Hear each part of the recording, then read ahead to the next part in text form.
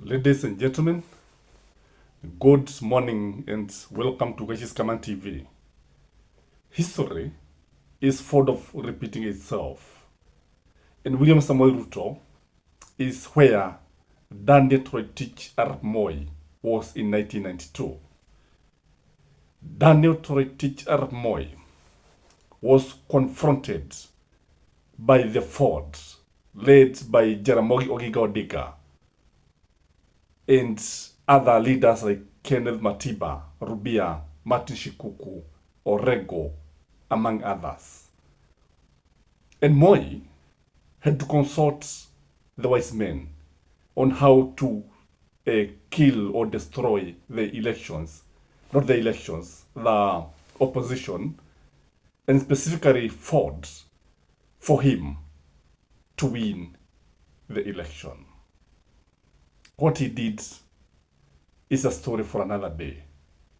But that is where William Samoei Ruto is. Confronted with the reality of a one-term president, you realize that William Samoei Ruto's handlers are even getting angry. They are becoming sentimental. They are losing their cool. And they are even threatening that William Samoei Ruto may continue to lead even after the 5 years, even when he's defeated. I heard them implying something like that. Ladies and gentlemen, what is the elephant in the room? What are these things that are confronting William Samoei Ruto? I want to just mention 5 that are making William Samoei Ruto burn the midnight oil. Sometimes anakosa hata usingizi kama kawaida ya mwanadamu wa kawaida. Number 1 is how to deal with the Gen Z. Gen Z, from wherever they are, wamemalizana na Ruto. If you listen to them when they are talking, and I normally do many times, and even in the mingling with them, I don't think there are Gen Zs who are left who can vote for William Samoei Ruto. They are very, very angry with the government. And the reason why they are angry with the government is because of so many things, including abductions, unemployment, and university education, and many other things. They are very, very angry. And this is the greatest threat to William Samoei Ruto's presidency in the second term. Remember how they overran parliament because of bitterness. So that rage is likely to be repeated in the ballots. That rage will be realized in 2027. How William Samoei Ruto is going to confront this, I don't know. But it is a serious problem. Number 2 challenge is the church. The church has left William Samoei Ruto, just like the youth. Today, William Samoei Ruto's men are not given chances to talk to the congregation, apart from when they're in the Rift Valley. And you see, the church is like another government with all the structures, starting from the bishop all the way to the clergy, and even to the prayer cells in the estates and in the villages. So it's a government very much organized, and they try to speak in one voice. It is the church that helped William Samoei Ruto win the presidency in 2022. In fact, without the church, William Samoei Ruto could not have won the elections. Today, the church does not want to hear anything about William Samoei Ruto's administration. They have even been refusing the offering that comes from the government. So it is a serious challenge. Number 3 challenge to William Samoei Ruto is the workers.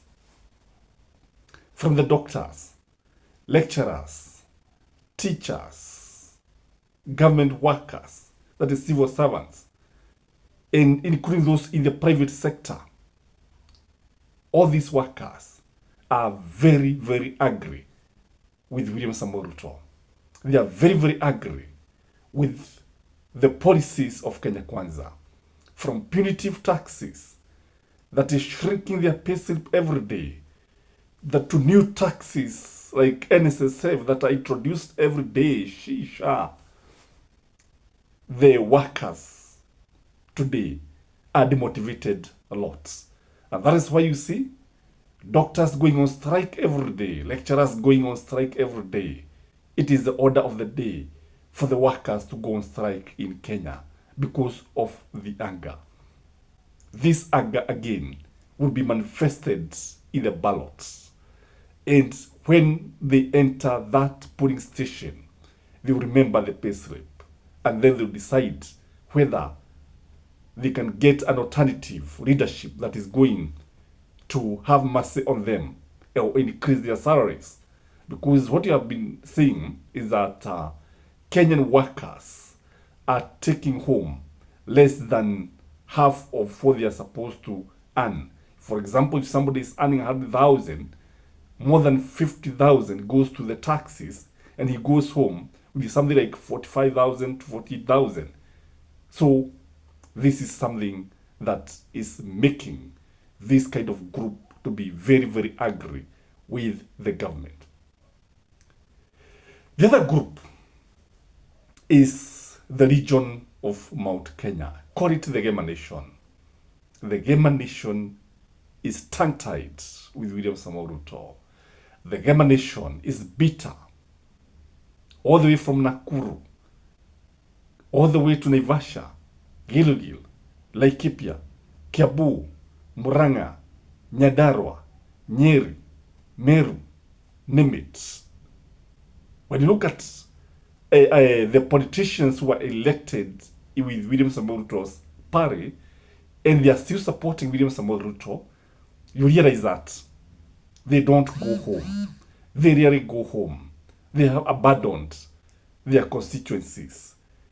Only Rigathi Gachagua and his allies are visiting those regions. So this is the greatest headache. And this is a large constituency. Remember, it is the church and the mountain that propelled William Samoei Ruto to State House. Without the church, without the mountain, I don't know how William Samoei Ruto expects to win.